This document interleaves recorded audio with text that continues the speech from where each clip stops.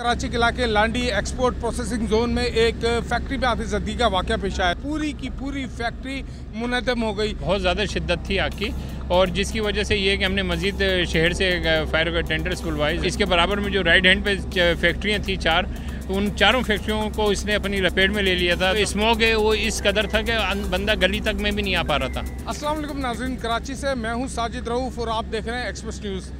नाज़रीन, आज सुबह कराची के इलाके लांडी एक्सपोर्ट प्रोसेसिंग जोन में एक फैक्ट्री में आतिशबाजी का वाक़या पेश आया था। 4 घंटे से ज़ायद जो है हो चुके हैं, लेकिन अब तक जो है वो आग पर काबू नहीं पाया जा सका। लेकिन 4 घंटे के बाद एक अहम पेशरफ ये हुई कि जिस फैक्ट्री में ये आतिशबाजी का वाक़या पेश आया था वो पूरी की पूरी फैक्ट्री मुनहदम हो गई। 5 मंजिला ये फैक्ट्री थी जिसमें ये आतिशबाजी का वाक़या पेश आया था। इस वक्त हमारे साथ chief fire officer Humayun Khan मौजूद हैं। उनसे ये पूछेंगे कि अब तक की क्या कार्रवाई की गई, फैक्ट्री के मुनहदम होने की क्या वजह बनी, इस अफसोसनाक आतिशबाजी के वाक़े में कितना जानी और माली नुकसान हुआ है। हुमायूं साहब, ये बताइएगा कि अब तक कितना जानी और माली नुकसान हुआ है, साथ में ये भी बता दिएगा ये फैक्ट्री में आग कितने बजे लगी थी। ये सुबह तकरीबन 10:30-11 बजे का वाक़या है जब आग की इतला मिली है और फौरी तौर पर हमारी गाड़ी ने रिस्पॉन्स किया है। ताहम ये कि आग ये तकरीबन 1 एकड़ के ऊपर 4 प्लाट बताए जाते हैं कि हज़ार गज़ के 4 प्लाट थे और एक ही फैक्ट्री थी मार्शाल्लाह के नाम से, जो कि अपना अंडरग्राउंड और फर्स्ट और सेकंड और थर्ड पे काम चल रहा था शेटरिंग्स वगैरह का। तो उसी दौरान फायर हुई है और फायर की शिद्दत मेरी अपने समझ से बाला तर है कि जब गाड़ियों ने रिस्पॉन्स किया है तो आग कंटिन्यू फैली हुई थी और बहुत ज़्यादा शिद्दत थी आग की, और जिसकी वजह से ये कि हमने मज़ीद शहर से फायर का टेंडर्स खुलवाए। ज़ाहिर है एक डिस्टेंस है 15-20 मिनट लांडी फायर स्टेशन को लगते हैं, नाज़माबाद से आ रहे हैं, सुराबगोट से, नॉर्थ कराची से, और तकरीबन 16 फायर टेंडरों ने यहाँ पर अपना इस ऑपरेशन में हिस्सा लिया है और 2 स्नॉर्कल्स हैं, हमारी 2 बाउज़र्स हैं। आग की नौयत को अगर आप देखें तो इसके बराबर में जो राइट हैंड पे फैक्ट्रियाँ थी चार, उन चारों फैक्ट्रियों को इसने अपनी लपेट में ले लिया था। तो हमने फौरी तौर पर उन फैक्ट्रियों में फायर फाइटिंग की और उसको कंट्रोल किया। उनके ओनर्स भी अभी यहाँ पर मौजूद हैं। ताहम ये कि इस आग की शिद्दत इतनी ज़्यादा थी कि बिल्डिंग अब मदम हो चुकी है। अल्लाह का शुक्र है कि पहले भी हम पे बहुत प्रेशर होता है पब्लिक का भी, ओनर्स का भी, अंदर चले जाएं, लेकिन बिल्डिंग की स्ट्रक्चर को हमने देखना पड़ता है। तमाम चीज़ों को देख के हम फैसला करते हैं और यही वजह है कि अभी ये बिल्डिंग कोलैप्स हुई है कि तो कोई अल्लाह का करम में कोई फायरमैन ज़ख्मी नहीं हुआ है, कोई अपना एक्सपायरी या कुछ इस तरीके का अभी चीज़ें सामने आई हैं। बाकी ये माल का जहाँ तक नुकसान का ताल्लुक है ये तो बाद में जब अपना इसकी रिपोर्ट बनेगी तो जब ये क्लेम करेंगे तब पता चलेगा। अच्छा हुमायूं साहब, 4 घंटे आप भी काम कर रहे थे रेस्क्यू का और हम लोग भी यहाँ पे मौजूद थे। कोई ऐसा मकाम आया कि जो आपके फाइटर्स हैं वो फैक्ट्री के अंदर दाखिल हो सके हों या छत पे दाखिल हो सके हों, या फिर जो आग लगी थी वो फैक्ट्री में किस मकाम से उसका आगाज़ हुआ? आग थी ये लाइट हाउस के अपने वो कपड़े थे पुराने थान के थान।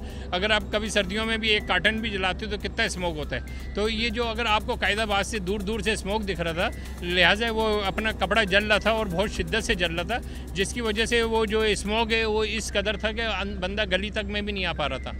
तो ये तमाम चीज़ें मैंने आपको जैसे बताया कि 4 फैक्ट्रियों में पहले भी आग लगी थी और तब भी हम यहाँ पर अपना मैनेजिंग डायरेक्टर होते हैं नासिर साहब, उनसे रिक्वेस्ट की थी कि हमें इजाज़त दें, हम फैक्ट्रियों का सर्वे करें, विज़िट करें, ताकि आइंदा ऐसे कोई वाक़या ना हो। तो हम ये कि अभी तक हमसे रब्ता नहीं किया है, इंशाल्लाह रब्ता करेंगे तो बिल्कुल हम अपनी जो भी सर्विसेज वो प्रोवाइड करेंगे। अच्छा, फायर फाइटर्स की हिकमत अमली क्या थी?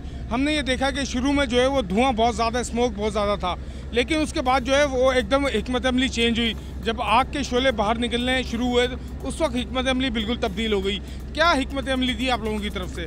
बिल्कुल ये होता है कि जब स्मोक बहुत ज़्यादा होता है तो उसकी अपना हमेशा हवा के मुखालिफ सिम से आग फायर फाइटिंग की जाती है। मीडिया हजरात जो तो यहाँ पर शोले क्योंकि यहाँ से दिख रहे थे, हवा बैक साइड से सिम से आ रही थी, तो शोले इधर मूव हो रहे थे। फायर फाइटर्स हमारे बैक साइड से और गलियों से लगे हुए थे।